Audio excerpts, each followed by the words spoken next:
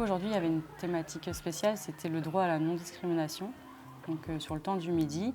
Et c'était pour parler un peu de tout ce qui était discrimination avec les enfants. C'est un sujet sensible et l'idée c'est d'arriver à trouver des supports et des moyens d'arriver d'en discuter.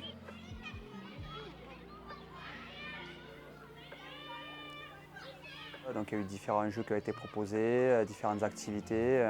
Il y avait une activité théâtre, il y avait un parcours sportif, il y avait aussi une chanson et une thématique sur les droits des enfants qui s'est greffé dedans et un atelier joué par les grands pour les maternelles.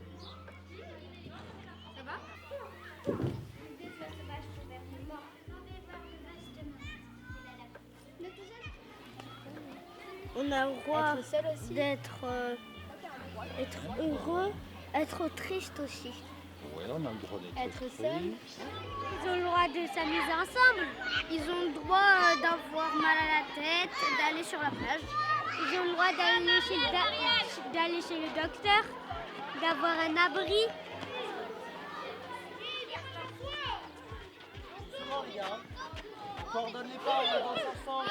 Une discrimination, c'est quand tu mets quelqu'un de côté et que lui il se sent un peu seul de son côté parce qu'il n'a pas d'amis et il aimerait être ton ami. Par exemple, il y a des filles, elles aiment jouer au foot et des fois les garçons ne veulent pas que les filles jouent au foot. Il y en a, ils ne veulent pas être amis avec des noirs parce qu'ils n'ont pas la même couleur de peau. Heureusement, vous n'êtes pas comme ça.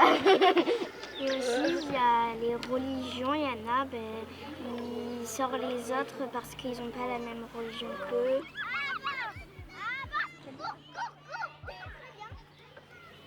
Déjà, grâce à ce jeu, j'apprends tous les handicaps qu'il y a. Je ne pensais pas qu'il y en avait autant.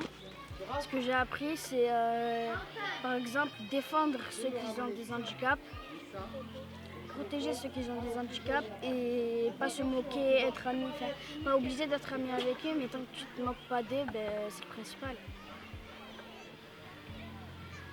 Il y a plein d'handicaps et là on les a vécus. Il y en a qui ont vécu plusieurs handicaps et c'est pas facile pour eux et du coup on vit ce qu'ils vivent tous les jours. Ce qui ressort, c'est qu'ils ont entendu, en tout cas ils ont compris le fait que se moquer de quelqu'un, c'était aussi peut-être l'atteinte sur son histoire.